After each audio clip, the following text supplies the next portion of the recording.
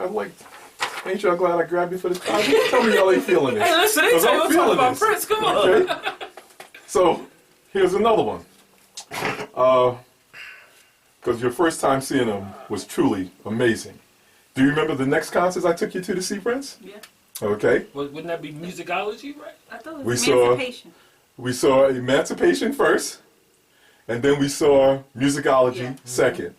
If I'm not mistaken. Y'all probably saw, because I know y'all used to go see Prince. Yeah, because we saw the one with the guitar thing he had was Prince Around the World, something like that. Something like that. Okay, so both the shows we saw were at the Meadowlands. Okay, the first time we went to the Meadowlands is I had got seats upstairs for everybody because they told me this is what they said to me. After they saw Prince the first time, we were on the way home. I'll never forget this. We didn't even get out the parking lot onto the parkway because they were so into the show. And they said to me, when the next time we going to go see Prince? So they already encroached in my territory. It was like Donkey when he says, let's do that again. So I said, all right. So the next show was at the Meadowlands. And I got 6 tickets upstairs for all of us. Well, 4. It's only 4 of us. What am I talking about? I got 4 tickets. But what happened is I was in Prince's music club. And you could try to get tickets through the club. And lo and behold, I ended up getting 2 extra tickets through the club. So I gave you guys my 4 tickets. And I had you each bring a friend. Right? We did? We brought a friend? I don't think I brought nobody, but I definitely remember that you had all the tickets. Yes, because I had the 4 original tickets. Who took the other 2? So I don't know. If nobody did, I must have gave them all. I think you might have gave them. You might have gave them to like one of the friends of the family. Okay. Yeah, because I was saying, we ain't bring no. Okay. Yeah, it wasn't a friend. It wasn't. None of my friends would have wanted to see Prince at that time anyway. How funny is that? I don't remember. Yeah. And you and I. But I remember because we was jealous. We was talking crap. We the whole time. We got the blessing of our life because we got moved down onto the floor and we were in the wrong seats. Yeah. And somebody came and told us we was in the wrong seats. Yeah. And I got a little like my daughter and got a little indignant. Okay? Until we realized. The usher said, oh no, your seats are down there. So we got closer, and we literally were so close to the stage. Yeah. Prince was on the stage above us that if he'd have leaned over and I'd have leaned over, we could have tapped hands. Wow. We were in seat CC. I'll never forget that. Wow. So, what was your impression of? I don't know. I only want to ask you that question. I wanted to frame it to let people know where we were. And then the next time we saw Prince, we were still back at the Izod, but we were upstairs again at the second level. And we looked down onto the stage where he had the symbol with the logo on it, which was a beautiful show because it was the whole theater. There was no backstage. It was all the whole theater. So my question to you is, now you had the chance to see Prince on those 3 shows, what show would you consider your best Prince show? I'm going to go this way first. Man. I don't remember. But, I mean... maybe the last one, because what I remember about that last one, it was really funny because they were really adamant about no cell phones. Yes! I put my cell phone in my bean booth. In your booth. And then I remember later in the concert, halfway through, he like, all right, y'all, pull y'all phones out. Let me see those phones. And here we all go with the lights. And I'm thinking like, wait, is he trying to snitch on us? Like, are the ushers going to come and now escort us out? So I was like, yeah, I'm putting my phone back away in my boot. But that concert was interesting because I just remember him engaging with the audience and having, like, he wasn't mad at us for having our phones, but he was said, like, I know y'all. No rules. Exactly. He said, you some lying. I told y'all I could bring your phone. I remember that. So I thought that was pretty funny. Yeah, me too. And then the other one we went to, we got those little beanies, and they gave us the little CD. The CD, that was Musicology. Like 3 songs or something. For sure. No, it was the full CD. No, it was the full CD. It was the full music. Yes. I got 3 copies of Musicology. I remember I had 2 copies at that point. Because I got the original one, that one, and another one. Yes. Yeah, but maybe the last one, I would say. Okay. Yeah. And it could be different from all of us. All right, I'm gonna go to you, Junior. I see it now. If you say the best experience, it has to be the first one because it. You know, now that was. I went back to that memory as the first time, but now in retrospect, we've been to a ton of shows. Yes. That's what we do. Yes. And we've had good experiences. Us 3. I know you ain't been there for a lot of them, but. Right. remember, we would have Verdine come stand right next to us. Like we've spoken to Marcus Miller and also. So we've had all these experiences, but even in that, I've never seen these two have that much fun like at a show. Okay. It just felt like everybody was enjoying the show. Even the later shows, I couldn't really see y'all because y'all was down there having a blast. Yes. But the other show, it was a different kind of show. Like she said, it was almost like when you get the comedian that's doing his late night run now. He don't have to do the jokes the way he was doing them as a stand-up. It's a more casual, kind of setting. And I really think, and wasn't that during the 50 shows across the U.S., right? I can't even remember. I think that was that run, right? Because that's why he had the guest. I remember because he had Esperanza. Layla Hathaway. Yeah. So it felt like she said, it felt like a more comfy show. Okay. But that first show, I just that memory of how we all were. Okay. Yeah. I think that's. And I guess because it's a little more intimate, much smaller venue. Yes. Oh yeah. That too. Man. Because they can put 10,000 people out on outside, the grass, but underneath you don't get that many. Yes. Okay. Karoline? For me, I'm gonna have to say it was the first show because remember, I went to a lot of concerts with you. And I have always been a very conservative concert goer. That's because, ladies and gentlemen, I was traumatized by the Budweiser Superfest, in which I plead the fifth. In which I was trampled over by a mob. But I always Put the hand back like the runner. he left me. Let's go. He left me. I put it back. You didn't grab it. I was gone. Remember, you was my girlfriend then. You was auditioning. You was expendable. I'm still traumatized. But anyway, being the conservative person that I am, I never really showed the type of emotions that other people show. I enjoy music. I've always enjoyed music, but I never went gaga and crazy. I always stayed in my conservative body. So I would have to say the first Prince concert has to be my most memorable because I could not stay in my seat. I could not stay conservative.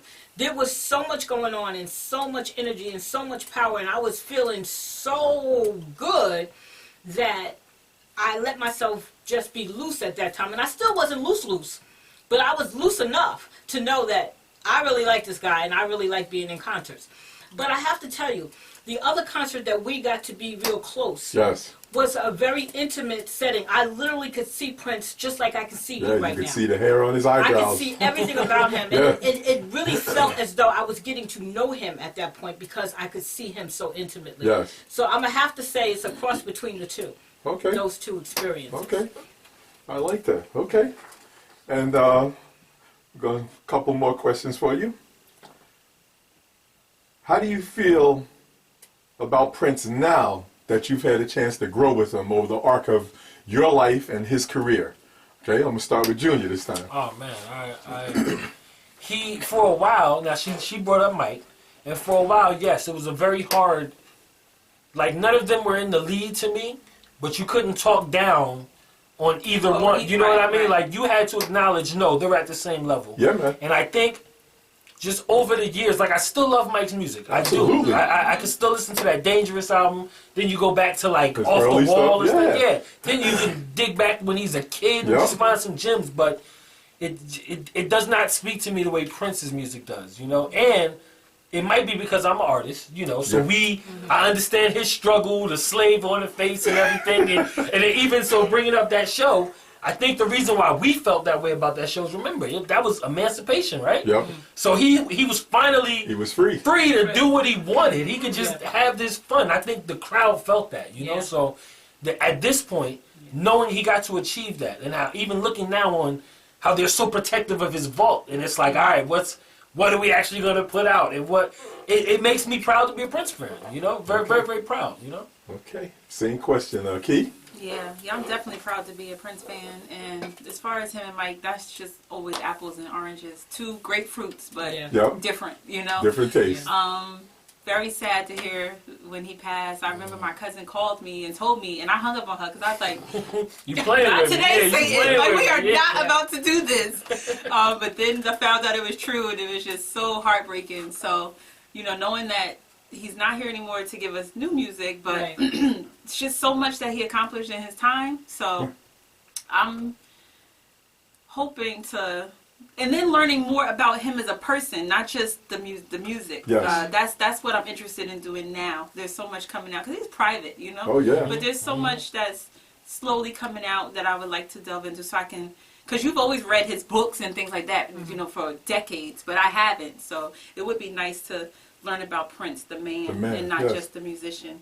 I'm interested in that now because he's gone. So you want to like see what more of a legacy. And plus, you know, bringing up the whole emancipation slave thing, I feel, I don't want to use the word embarrassed, but I don't like that Purple Rain is my favorite because that's not his favorite. You know, though that Purple Rain time for him is a very negative time when he was being taken advantage of and he didn't appreciate that. So I feel like if I want to be a true Prince fan, I need to go beyond Purple Rain.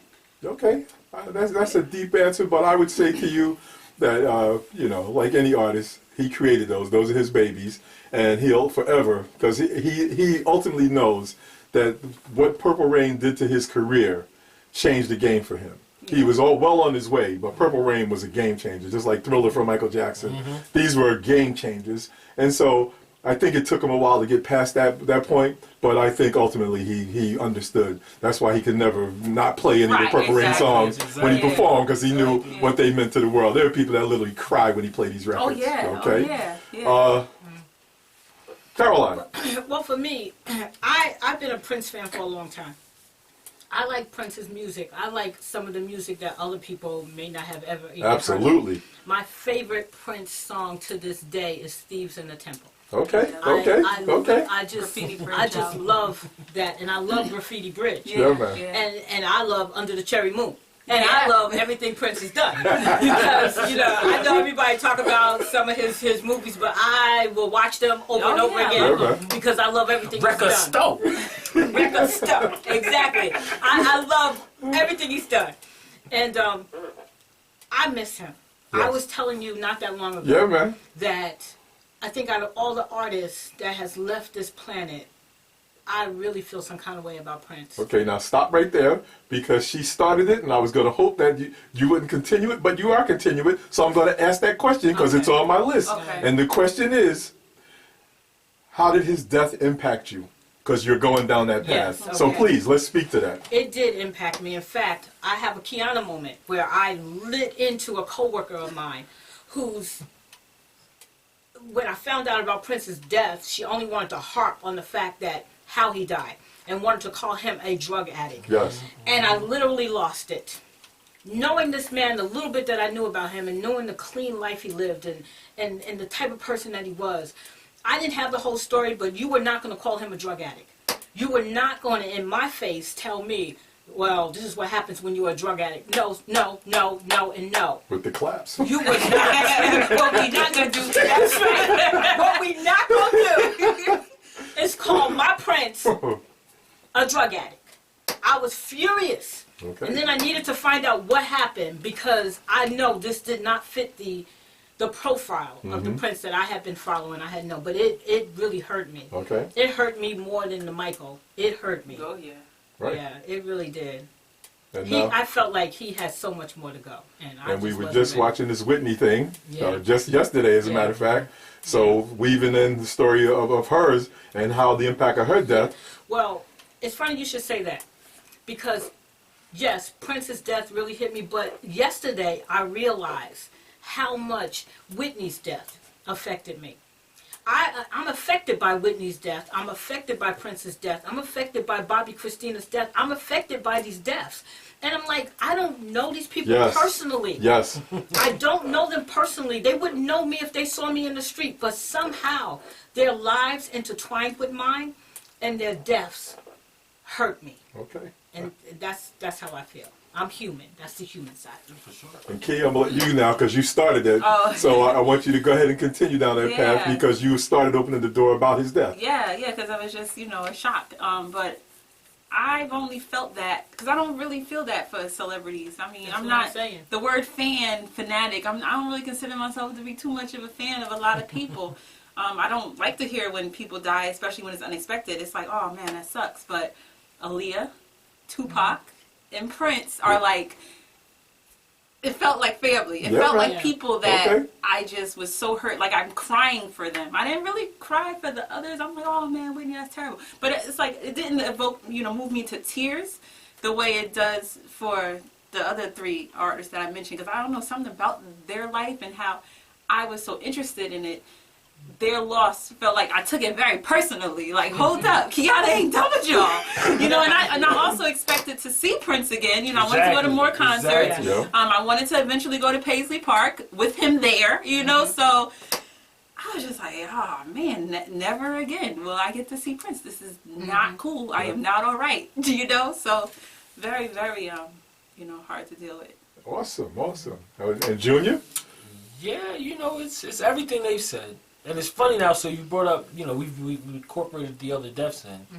And it was funny to see the effect of Michael's death on Isaiah.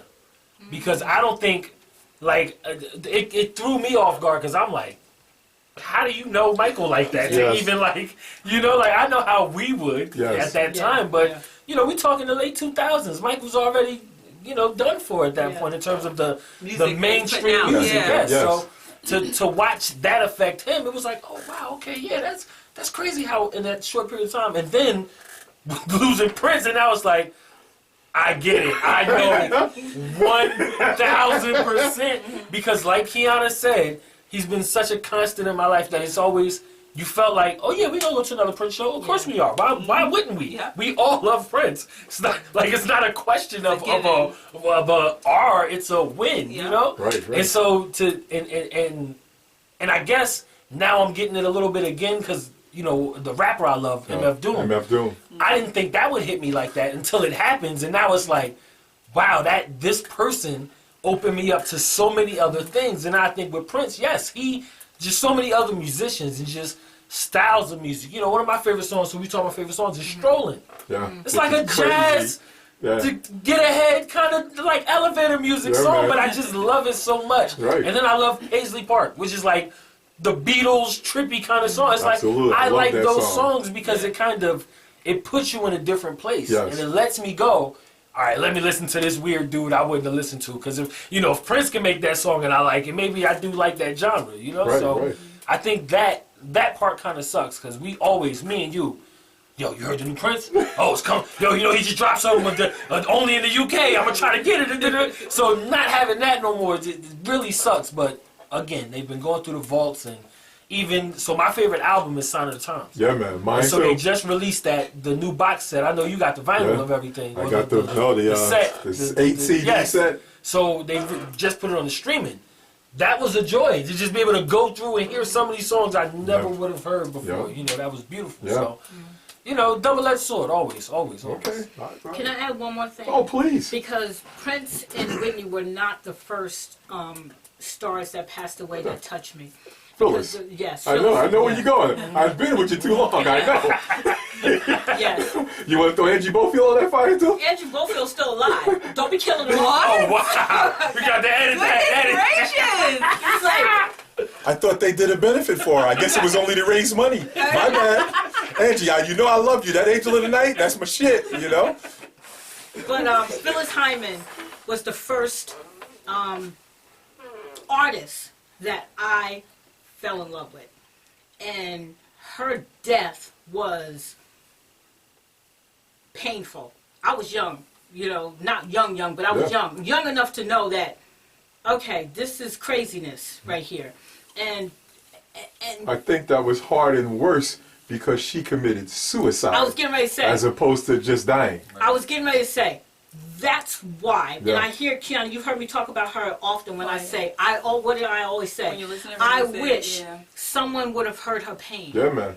That someone would have saw her suffering. Right. Because I felt like it was such a waste of a beautiful life. Okay. And I still, when I hear Phyllis's songs, even today, Meet Me on the Moon, that just tears.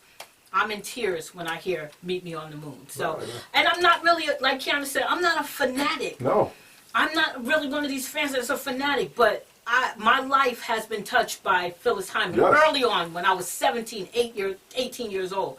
I was touched by Phyllis, by her music, and by her. I saw her live at Newark Symphony Yeah, Hall. I remember. And In the small room, which they called the something ballroom. Yes. Yeah, I And remember that show. Yes. You dragged me there, kicking and screaming. And when I left, I was like, "Look at oh, Lord!" I love that song. I would have brought the record after that show.